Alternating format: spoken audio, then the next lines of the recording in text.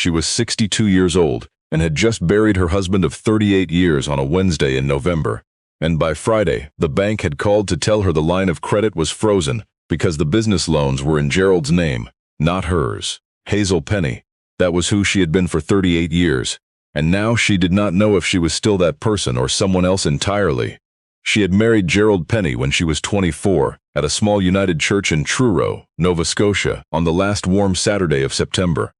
She had worn her mother's dress, taken in at the waist. Gerald had cried when he saw her coming down the aisle. He always cried at the wrong moments and laughed at the wrong moments, and she had loved him furiously for both of those things for 38 years. And now he was gone, and she was sitting in the kitchen of a house that had 3 mortgages on it, and $1,140 in a checking account, and no income, and no plan. She had never had a job. That is not quite right. She had worked every day of their marriage, but she had worked inside the marriage. The books for Gerald's hardware business, the scheduling, the ordering, the payroll, the Christmas parties, the phone calls with the bank. None of that had a salary attached to it. None of it had a pension. Gerald had always said they would sort it out properly, that they would get her set up with something in her name, and they never had, and now he was gone, and the bank had called on Friday, and here she was. Her daughter Tanya had driven up from Dartmouth on the weekend, and her son Warren had flown in from Edmonton, and they had all sat around the table and said things that sounded like plans but were not plans. Tanya said she could move in with them. Warren said he could help with the mortgage for a few months. Hazel sat quietly and nodded and thanked them, and said she would be fine. And when they left on Sunday afternoon, she sat in the kitchen again and let herself feel the full weight of the word fine, which is a word people use when they mean the opposite. She was not fine. She was 62 years old with $1,140 and a house with 3 mortgages and a husband who had died without warning on a Tuesday evening in October while reading the newspaper in his chair, the way quiet men sometimes go. She was not fine at all. In January, she put the house up for sale. It sold in March, and after the mortgages were paid and the estate fees taken out and the legal costs settled, she had $400 left. That was all. That was the sum of 38 years of a life. She drove north. She did not entirely know why she drove north. She had grown up in Pictou County, Nova Scotia, in a small place called Salt Springs, a village of maybe 200 people tucked up against the Pictou County hills. Her father had worked the farm, and her mother had kept bees and made saltwater taffy to sell at the farmer's market in Pictou on Saturdays. Hazel had left at 22 to go to teacher's college in Truro, and had come back only for holidays after that. Her parents were both gone now. The farm had been sold to a neighboring family years ago. There was nothing left there that was hers, but she drove north anyway. She drove north on a Tuesday morning in April, her 2011 Ford Escape packed with the things she had kept from the house. Her grandmother's quilt, 3 boxes of books, Gerald's old fishing tackle that she could not bring herself to give away, and a cast-iron pot her mother had given her when she married. She drove through Truro and up through the Pictou County roads, past the Tim Hortons and the Canadian Tire, past the old dairy farms and the maple stands where the last of the winter sap was still being pulled. She drove until she reached Salt Springs. It was smaller than she remembered, or maybe she was looking at it differently now. The church on the hill was still there. The post office was still open, barely. The old general store her father had called Kenner's had become a dollar store and then closed. There was a new Tim Hortons at the crossroads, which seemed like a kind of prophecy about what happens to small places. But the hills were the same. The birch and maple coming into bud in the April cold, the smell of the fields after the snow, that particular smell of maritime spring, mud and spruce and something cold and clean underneath it all. Her body recognized it before her mind did. She found a furnished room above the post office, which a woman named Sandra Beaton rented to seasonal workers and the occasional person who needed somewhere quiet to be. $650 a month. Hazel paid for 3 months in advance, which left her $21,500. She did not let herself think about what came after. She walked every day. That was what she had. She walked the roads she had walked as a girl, up through the maple grove on the Pictou Road, down past the river, around the back fields that still smelled of cow even though the cattle were gone. She walked until she was tired, and then she went back to her room and made tea and read. She was not healing, exactly. She was waiting. She did not know what she was waiting for. She found the clinic on a Thursday in May. She almost walked past it. It sat on the end of a gravel lane off the Scottsburn Road, set back from the road in a stand of old white birch trees. A small clapboard building, white paint peeling to gray, tin roof rusted through in 2 places. A hand-lettered wooden sign above the door, almost illegible now. She stepped closer to read it. Nurses Road Clinic, Est. 1931. She stood there in the birch trees with the May wind in her hair and looked at the building for a long time. She did not know why she came back the next day. She did not know why she came back the day after that either. But she did. She stood at the edge of the lane and looked at the old clinic and felt something she could not put a name to. It was not nostalgia. She had never been inside that building in her life. It was something else. Something older than memory.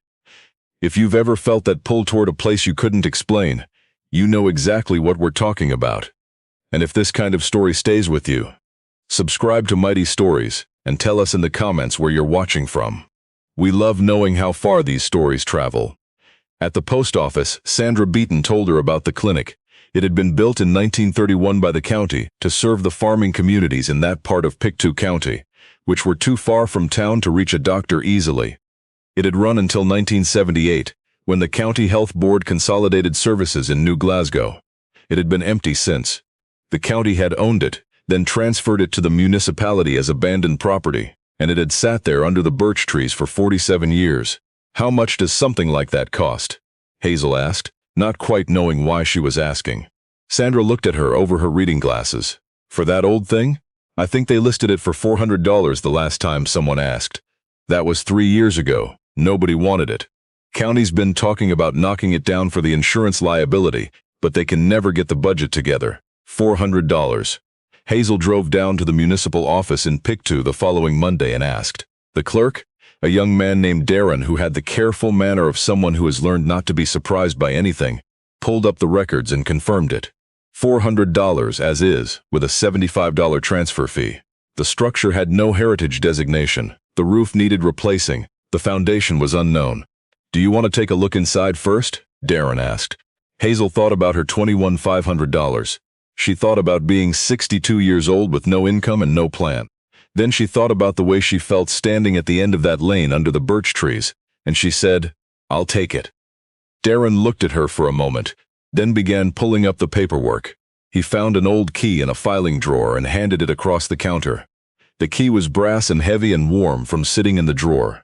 Hazel closed her fingers around it. She drove out to the Scottsburn Road that afternoon. She fitted the key into the lock. It was stiff from 47 years of disuse, and she had to work it hard, but it turned, and the door swung open with a sound like a long breath released. Inside, the air was cold and still, and smelled of old wood and something medicinal and faint, like a memory of medicine rather than medicine itself.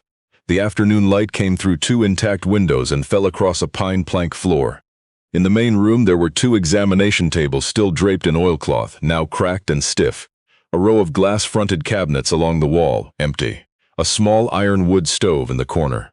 And at the far end a wooden desk with a high-backed chair, and above the desk still tacked to the wall after 47 years, a small hand-lettered card in faded blue ink.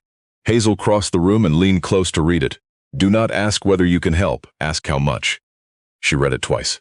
Then she sat down in the old chair, which groaned under her weight but held, and she looked at the room around her, and she felt the tears come, before she understood why they were coming. It was the chair, it was the room, it was the card on the wall.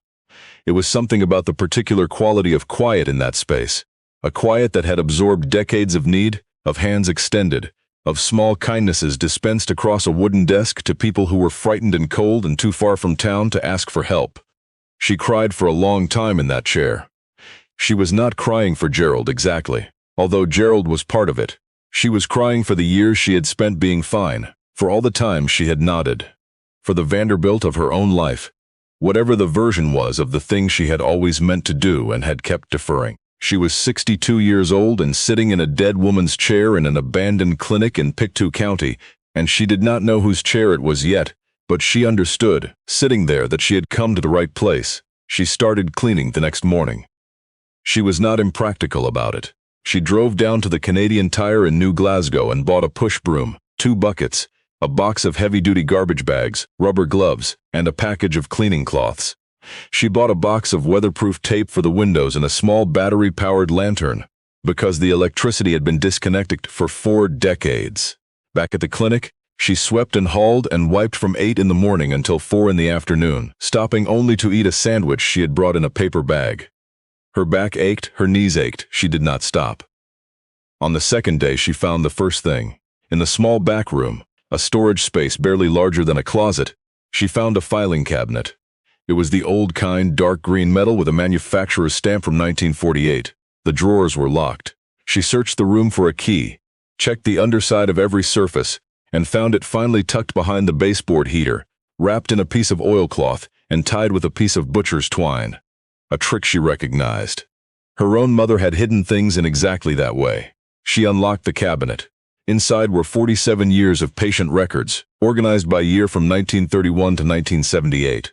Each file was a thin folder of handwritten notes, one per family in the county, in a precise and careful hand that did not change much across 5 decades.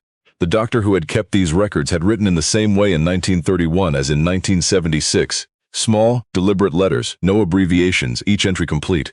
The doctor's name was on the first file, Dr. Cecily Mercer, MD General Practice.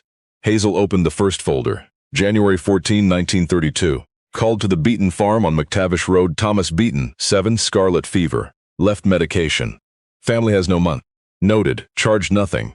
Brought a pot of soup from the Missioners on the way home. They had extra. She opened another. March 1938. Effie McKay, 83, fell on the ice outside her door. Hip bruised, not broken. Drove her to her daughter's place in Truro myself as roads are impassable for the ambulance. Charged nothing for the visit distance, 34 miles each way. Another, August 1944. Donald Cormier came in without shoes. His father is away at the war and the mother cannot manage. Left the boy a pair of work boots from the lost and found box, size 6. He said nothing. He did not need to. Hazel set the file down. She sat on the floor of the back room with her back against the wall and read until the lantern battery gave out and she was sitting in the dark. She went back to her room at Sandra's and lay on the bed without sleeping, and thought about Dr. Cecily Mercer, a woman who had been a physician in rural Nova Scotia in 1931, which was not a small thing. There were very few women in medicine in Canada in that era, and fewer still in the countryside.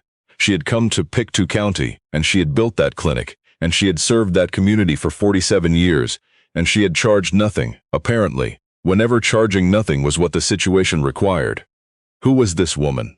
The next morning, Hazel went to the Pictou County archives. The archivist, a man named Kenneth Bailey, who wore reading glasses on a cord around his neck and had the easy patience of a man who had spent his career in a room full of old things, listened to Hazel describe what she had found and then said, with some quiet satisfaction, as if a long-suspended question had just been answered, "Cecily Mercer, we have her file. We've had it for years. Nobody ever asked about her." He brought out the file. Cecily Mercer had been born in 1902 in Truro, the daughter of a school teacher and a pharmacist. She had been one of 3 women admitted to Dalhousie Medical School in 1921. She had graduated in 1926, done her residency at the Victoria General in Halifax, and come back to Pictou County in 1931 to open the clinic on Scottsburn Road. She had never married. She had no children listed. She had lived in a rented cottage on McTavish Road her entire career. When she died in 1978, the same year the clinic closed, she had left her modest estate, $2,200 and a collection of medical textbooks, to Dalhousie Medical School to fund one scholarship. Kenneth looked at Hazel over his reading glasses. She was in her late 70s when she passed. She worked right up to the week she died. Hazel looked at the file for a long time. How come nobody knows about her? Kenneth shrugged gently. Lots of people like her. They do the work and they go. Nobody writes it down unless somebody comes looking. You're the first person in 47 years who came looking. Hazel took a photograph of the file with her phone. She drove back to the clinic. She went in and sat at Cecily's desk and looked at the card on the wall. Do not ask whether you can help. Ask how much. And she understood that she had not found that clinic by accident. She had been looking for it her whole life without knowing what she was looking for. Subscribe to Mighty Stories if you haven't already.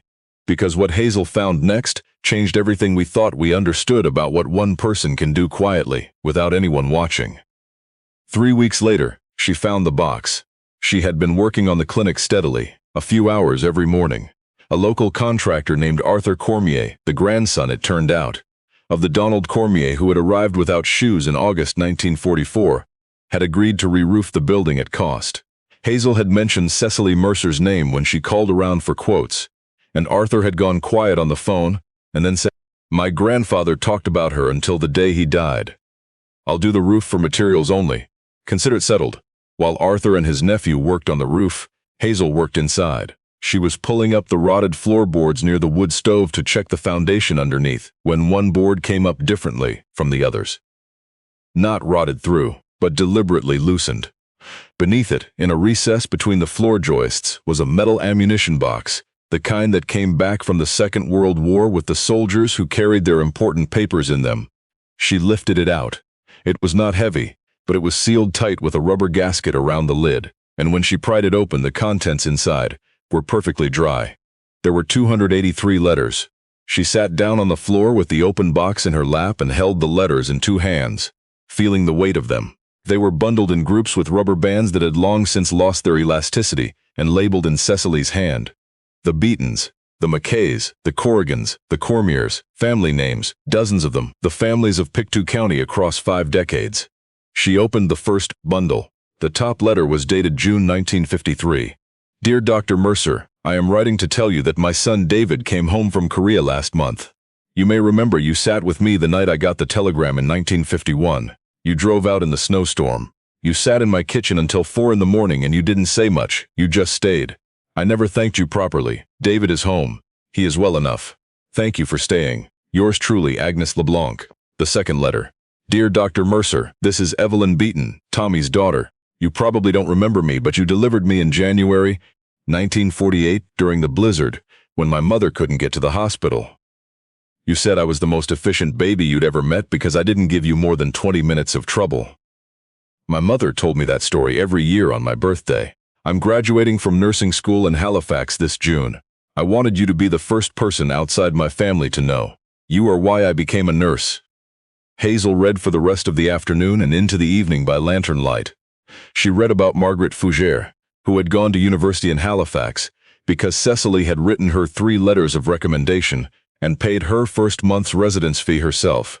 She read about Robbie McKinnon, who had come home from the mill with 3 fingers gone and no money for the surgery, and Cecily had driven him to Halifax and arranged for the surgery on credit, and paid the credit herself over 2 years. She read about families Cecily had carried through winters, through illnesses, through losses, quietly, without accounts, without receipts.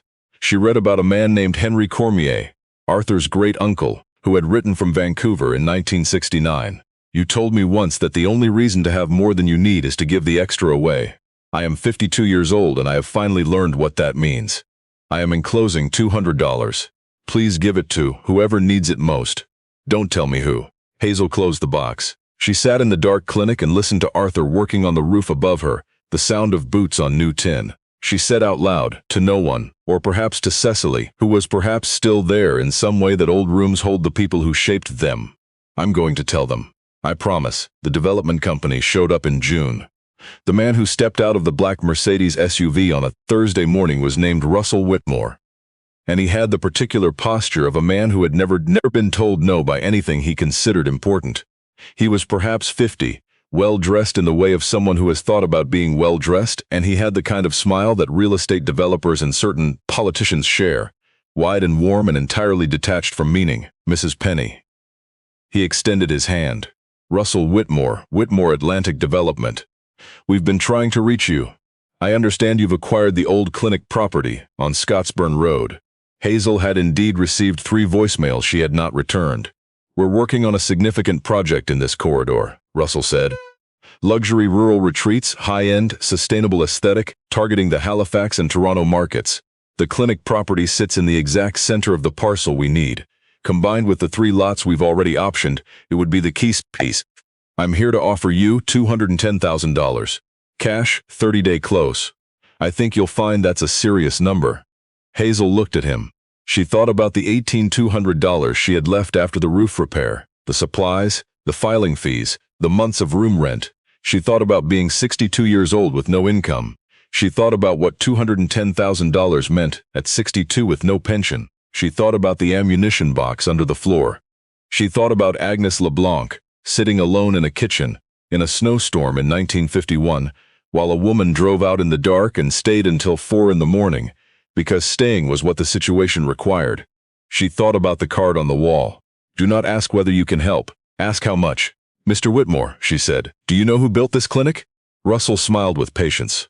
Old rural medical building. No heritage status, no encumbrances. You paid just under $500 for it, and I'm offering you 420 times that. I'd call that a remarkable return. Her name was Cecily Mercer, Hazel said. She was a physician. She practiced here from 1931 to 1978. She drove out in blizzards. She sat with people through the worst nights of their lives. She delivered babies and set bones and paid for surgeries she could not afford to pay for, and she kept a box under the floor with 283 letters from the people she had helped, and she never showed those letters to anyone. She just kept them. She paused. This is not an abandoned building, Mr. Whitmore. This is where someone spent 47 years of their life doing the thing they came to do. I am not going to sell it. Russell Whitmore had the grace to be quiet for a moment. Then he said, Mrs. Penney, I respect that sentiment, but sentiment doesn't pay the property taxes. My offer stands for 10 days. He handed her a card. He got back in the Mercedes. He drove down the lane and turned onto the Scottsburn Road and was gone. Hazel stood in the clinic doorway and listened to the engine fade. The 10 days were the hardest 10 days of her life. She lay awake in Sandra's room and did the arithmetic every night. $210,000 at her age was security. It was the difference between worry and not worry, between calling her children and not calling her children, between borrowing and not borrowing. It was real. It was not sentiment. On the 7th night, she went back to the ammunition box. She had not yet opened the bottom layer of letters. She opened them now. The last bundle was held together not with a rubber band but with a piece of pale blue ribbon, the kind sold at Woolworth's in the 1950s. The top letter was not addressed to Cecily. It was addressed to no one. It was written in Cecily's own hand, dated April 9th, 1978, 3 weeks before she died. I do not know who will find these or when, maybe no one. But I am writing this because there are things I want said, in case I do not get a chance to say them. I came to Pictou County because I was afraid. I had finished my training and everyone expected me to go to Halifax or Montreal, somewhere with a proper hospital and a salary and a career. I was afraid of those places. I was afraid of not being enough. So I came here where I thought the need was simpler. I was wrong. The need here was the same as everywhere. It was just quieter about it. I never married. I had one chance at it and I let it go. His name was Douglas. You can know his name, it doesn't matter now. And he asked me in 1934 and I said no because I did not want to stop working, and he married someone else and moved to Ontario and I stayed. I do not know if I would do it differently. I think I would stay. What I want to say is this. I kept these letters because they are proof, not proof that I did anything remarkable. I don't think I did. I kept them because I wanted proof that it mattered, that the small things matter, that driving out in a snowstorm matters, that buying a pair of boots for a child without making a ceremony of it matters, that sitting with someone at 4 in the morning when they have nowhere else to turn matters. I wanted proof. If you found this book, it mattered. All of it. Every small thing. Please know that. Hazel read the letter twice. Then she put it down on Cecily's desk, and she sat in that old room, and she cried the way she had not cried since Gerald had gone. Not quietly, not politely, but with the full weight of everything she had been carrying. She cried for Cecily. She cried for herself. She cried for Douglas, whoever Douglas was. She cried for every woman who had ever chosen the work and stayed. When she stopped, she knew what she was going to do. She had known since the first day she stood at the end of that birch tree lane and felt the pull of a place she had never been. She called Russell Whitmore on the morning of the 10th day. Mr. Whitmore, this is Hazel Penney. I've made my decision. I won't be selling. A pause. Mrs. Penney, I'd ask you to think carefully. I have thought carefully. Thank you for your offer. Goodbye. She put the phone down. 2 months later, Hazel drove to the Pictou County Courthouse and met with a local solicitor named Catherine Arsenault. No relation to the Arsenaults in the county records, though there were several, who listened to the story of the clinic and Cecily Mercer for 2 hours without interruption, and then said, quietly, my grandmother was a McKay from McTavish Road. There's a letter in that box from her, I'd wager. I'll do this work for nothing. They filed a heritage designation application with Heritage Nova Scotia and a parallel application with the Canadian Register of Historic Places. The designation process took 11 months, but in the following spring, Mercer's Road Clinic was officially recognized as a provincially designated heritage structure. It could not be demolished. It could not be developed. Russell Whitmore's resort was built elsewhere, further up the county, and no one in Salt Springs talked about it much. Hazel did not stop there. She wrote letters. She had photographed every return address on every envelope in the ammunition box, and she spent 3 weeks writing to each family she could trace. 211 letters, each in her own hand, telling them what she had found and what she was trying to build. The first response came from Evelyn Beaton, now 77 years old and still living in Halifax, who called Hazel directly and cried for 5 minutes on the phone and then said, "I have been waiting for someone to do this for 50 years. The responses came in over the following weeks. Some sent $50, some sent $200. Arthur Cormier organized a fundraising dinner at the Salt Springs Community Hall that raised $14,000 in one evening. A woman named Patricia Fougere, Margaret Fougere's daughter, sent $8,000 from her home in Calgary with a note that said, "My mother told me about Dr. Mercer every year," she said. "One person deciding to stay is the whole story. Please tell people that." Hazel used the money to restore the clinic. Arthur replaced the flooring. A volunteer electrician from New Glasgow rewired the building at cost. The glass-fronted cabinets were cleaned and restored. Cecily's desk was refinished by a furniture restorer in Pictou who refused payment. Hazel found an old photograph in the county archives.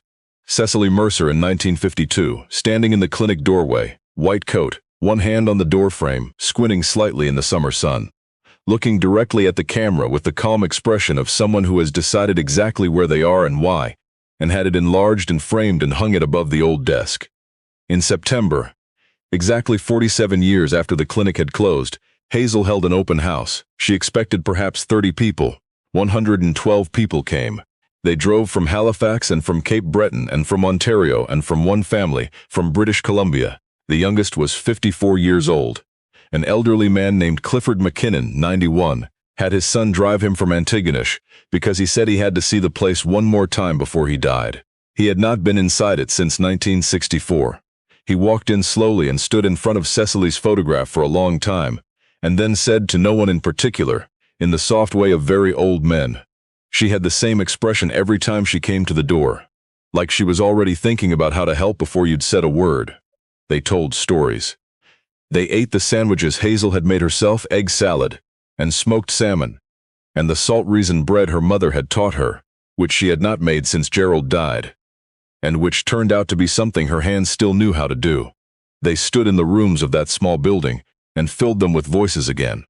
Hazel stood in the doorway of the clinic that afternoon and looked at those faces and understood something. She had not quite understood until that moment.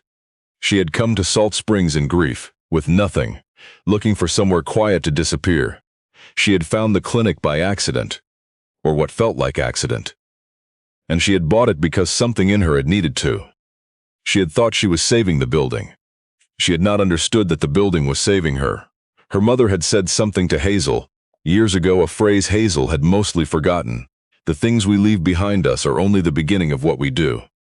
Her mother had grown up in Pictou County.